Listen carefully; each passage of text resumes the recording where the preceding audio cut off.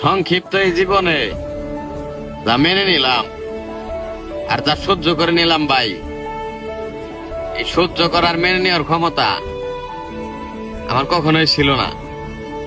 আমি মাঝে মাঝে নিজের দেহে হতভঙ্গ হয়ে যাই যে এত কিছু আমি কেমনে সহ্য করলাম বা কেমনে সহ্য করে থাকি।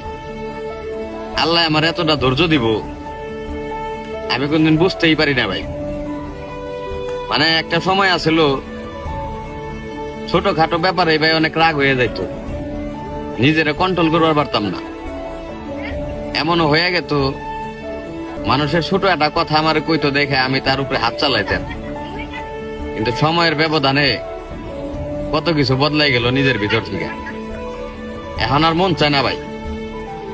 এখানে জীবনটা এরকম একটা পরিস্থিতি এসে করাইছে, মানে মনোভাবটা এরকম হয়ে গেছে, জানি না এটা বয়সের দোষ নাকি অন্য কিছুর দোষ, আমি কিছুই জানি না। কিন্তু এখন আর ওই রাগ রাগ হয় না, অভিমান হয় বা মানায় নিতে মন চায়। একটা মানুষ আমার হাত করে কথা কইলে তখন কইবার মন চায় ঠিক আছে ভাই, দোষটা আমারই, আপনি রাগ রাগি করেন না, এরকম মনোভাব করবার মন চায়। আবার একটা মানুষ আমার দ্বারা কষ্ট পাইলে ওইটাও ভাই মেনে নিতে পারি না, তখন তারে যায় বারবার জিগাই ভাই তুমি কি কষ্ট পাইছো, কষ্ট পাইও না আমার কথায়। এই যে যে অবস্থা। আর একটা সময় জীবনটা এরকম আসলো মানুষ কষ্ট পাইবো না কি ওইটা দেখার সময় আসলো না।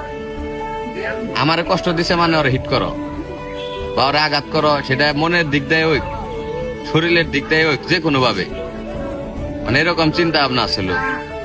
আরে আনিমন একটা পরিস্থিতি হয়ে গেছে ভাই, চাইলেও আর ওইরকম রাগ আসে না, নিজের সবসময় শান্ত রাখার চেষ্টা করি।